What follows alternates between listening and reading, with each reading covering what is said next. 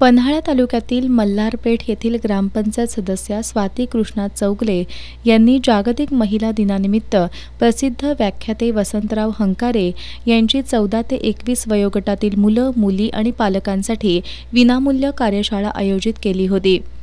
सरपंच शारदा पाटील या कार्यक्रमाच्या अध्यक्षस्थानी होत्या।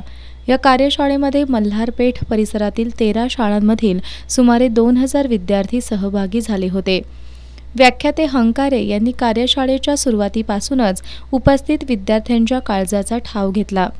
आपल्या जीवनात आई-वडिलांचं स्थान किती महत्त्वाचं आहे, आपली आई आपल्याला जन्म देण्यापासून ते मोठं करण्यापर्यंत किती वेदना आणि कष्ट झेलते याची प्रत्येकाला जाणीव असणं आवश्यक असल्याचं हंकारे यांनी स्पष्ट केलं।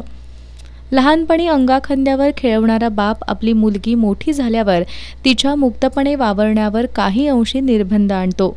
कुठं चाललीस, कुठून आलीस, यायला एवढा उशीर का झाला, असे अनेक प्रश्न तो आपल्या मुलीला विचारत असतो। बापाच्या या बोलण्यामध्ये काळजी असते, म्हणजे तो निष्ठुर नसतो, पण काही मुलींना बापाचं हे वागणं पटत नाही। त्यांचं आपल्यावर प्रेम राहीलच नाही असं तिला वाटू लागतं। पण पोरींनो, तुम्ही ज्यावेळी लग्न मंडपातून तुमच्या नवऱ्याच्या घरी जाता, त्यानंतर घरी येऊन आपल्या खोलीचा दरवाजा बंद करून घरातील तुमच्या वस्तू पाहून ढसाढसा रडणारा तो तुमचा बाप असतो। आपली लेक आता पाहुणी झाली या विचारानं सर्वात दुःखी होणारा तुमचा बाप असतो। त्यामुळे पोरींनो, लय अवघड हाय गड्या, समजाया बाप र, अशी भावनिक साथ घालत व्याख्याते वसंतराव हंकारे यांनी उपस्थित विद्यार्थी, विद्यार्थिनी, पालक आणि ग्रामस्थांच्या अश्रूंना मोकळी वाट करून दिली।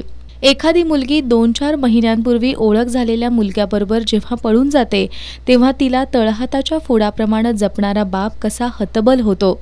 समाजात ताठ मानेनं जगणाऱ्या बापाला लोकांच्या नजरा चुकवून कसं जगावं लागतं। साहेब, माझ्या पोरीला शोधून काढा म्हणून पोलिसांसमोर गयावया कसा करत असतो, याचं चित्र हंकारे यांनी उभं केलं। असा बाप केवळ मरण येत नाही म्हणूनच जगत असल्याचं सांगून, मुलांनो, आपल्या आई-बापाला जपा। मोबाईल आणि सोशल मीडियामुळे तुम्ही तुमच्या आई-वडिलांपासून दुरावत चालला असल्याची जाणीव हंकारे यांनी करून दिली।